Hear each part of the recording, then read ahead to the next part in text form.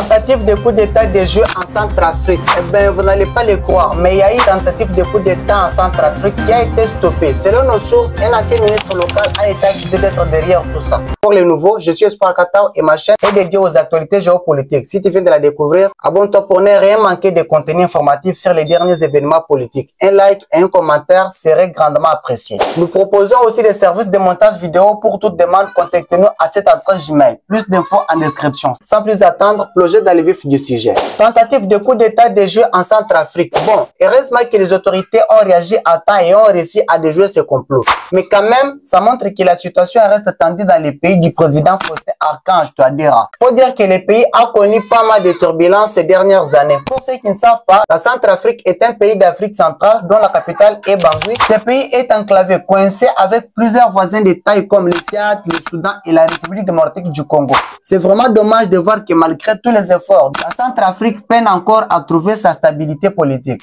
Après leur indépendance, en 1960, ils ont enchaîné le coup d'état. Le changement de régime plongeait le pays dans une instabilité chronique. Et là encore, récemment, il y a eu cette tentative de coup d'état qui a été déjouée. Quel gâchis! Je ne sais pas quand est-ce que ces pauvres Centrafricains vont enfin pouvoir souffler et se construire un avenir stable. C'est tellement dommage de voir un pays aux immenses potentialités être constamment plombé par ces luttes de pouvoir. Et d'ailleurs, qui sont derrière ces coups d'état?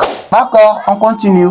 Eh bien, on dirait qu'il se passe des choses bien mouvementées en Centrafrique. Fidel Gwandika, le conseiller spécial du président, a annoncé sur les réseaux sociaux qu'une nouvelle tentative de coup d'état avait été déjouée. D'après les dires de Fidel Gwandika, le conseiller spécial du président actuel de la République centrafricaine, qui est M.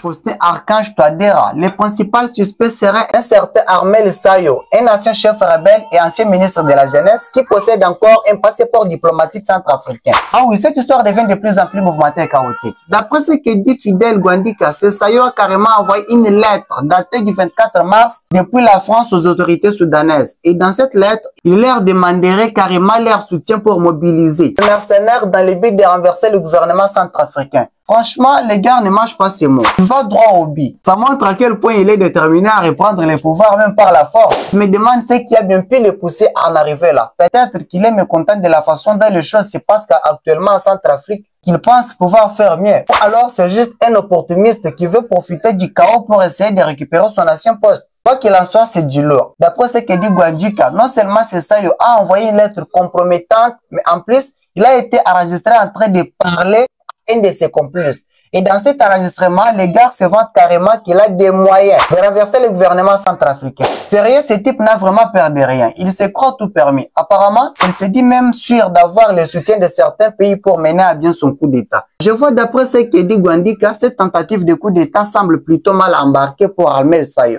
De plus, Gwandika affirme que les communications téléphoniques de Sayo et de ses présumés complices au Cameroun et au Soudan sont sous écoute et enregistrés. Donc le gouvernement centrafricain a visiblement mis les moyens pour surveiller de près les ajustements de ces Sayo. Bref, on sent que le gouvernement centrafricain est bien décidé à enrayer cette nouvelle tentative. Gwandika semble plutôt confiant sur l'issue de cette affaire. Voyons si Sayo aura les moyens de passer outre tous ces obstacles et de mener à bien son projet de coup d'état. Je tiens à signaler que M. Armel Sayo, ancien ministre centrafricain, se trouve actuellement en France depuis son départ du gouvernement en 2021. Il n'a pas encore réagi officiellement aux accusations portées contre lui par Gwandika. Pour rappel, Sayo a par le passé occupé les fonctions de ministre de la Jeunesse et des Sports en 2014. Il a ensuite été nommé ministre des Réformes de l'État en 2019 suite à l'accord de paix du Soudan, mais a finalement été démis de ses fonctions en mars 2021.